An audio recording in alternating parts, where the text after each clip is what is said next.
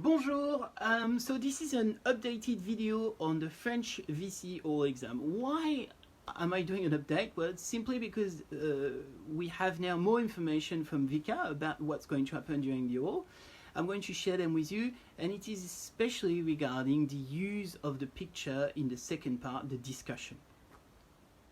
So I'm going to take you through the exam and explain the different things that happen. So first of all, the exam goes for 15 minutes. And there's two parts in the exam. The first one, it's the conversation, the general conversation, and it's about you. So they're going to ask you questions about you, but I'll come back to that. And then the second part will be the discussion, and the discussion, it's not about you. This time it's about a topic that you've studied, and you're going to discuss that topic, and you are going to use a picture, and I'm going to use this one in my example, to illustrate your conversation with the, your discussion, with the assessors. Alors, now, practically, what happens when you go for the oral? Well, they open the door and they talk to you in French the whole time. So they will invite you to come in, they will greet you, you need to talk to them in French. The only thing that they're going to ask you to say to them in English is your candidate number. That's the only thing you will say in English. And then you need to show them your picture, so that's the picture I'm going to use in my example, and you're going to explain to them what is the topic that you wish to discuss with them in your discussion.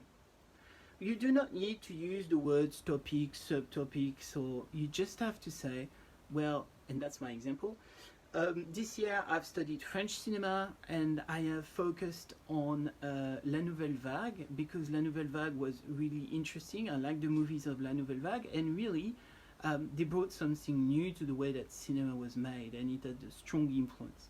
Well, that's it. So they know what you want to discuss, and they're not going to talk about it with you during the first part.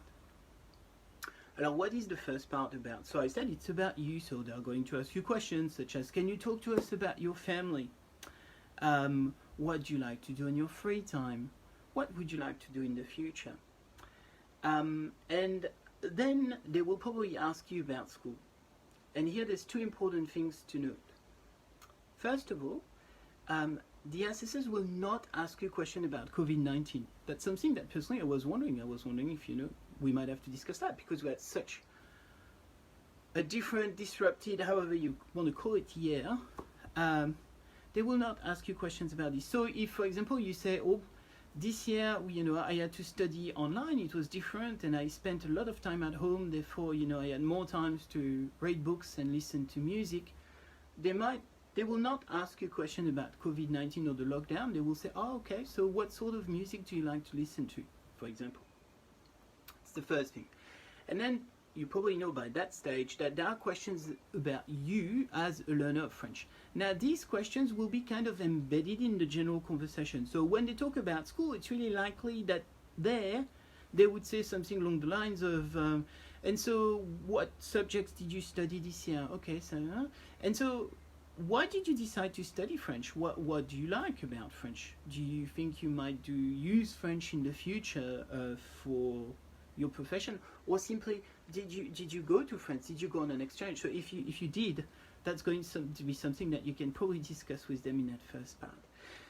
So at the end of the first 7 minutes, they will indicate that you are going to move on to the discussion.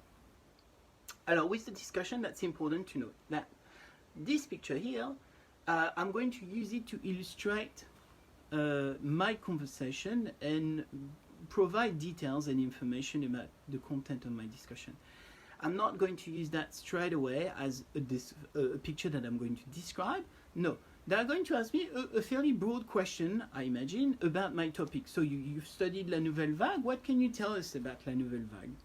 So that's going to give me a chance to basically explain that La Nouvelle Vague was, a new way of making films that was born in France, and that some of the reasons why it was born is because it was possible to use smaller cameras, that the film had changed, and that it was not so necessary to have artificial lighting, and that the whole thing also changed the way movies were made, and the narration and the structure of the movies, and the editing.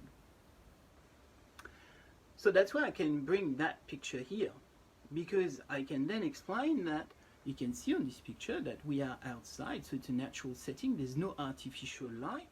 The camera is pretty much so small that you cannot really see it on this picture. So I can use that picture now to describe some of the technical aspects of La Nouvelle Vague. But I can also use this picture, which comes from the movie, when they were shooting Les 400 coups, the 400 blows, to say that also in the narration, the structure and the way the movie were constructed, La Nouvelle Vague brought a new way of doing things. For example, this sequence that is fairly long, where Antoine Douanel, the main character, is running away and running towards the sea, is actually kind of a new way of filming. It's unusual, it's new at the time.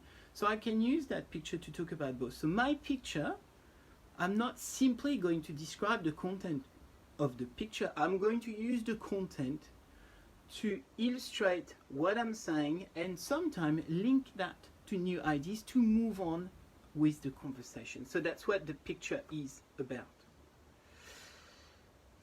Voilà. I think that's the updated video. I know you've worked hard. I really wish you to succeed. I had a teacher that was saying when I was a kid, tous mes vœux vous accompagnent. Voilà, tous mes vœux vous accompagnent. Ciao.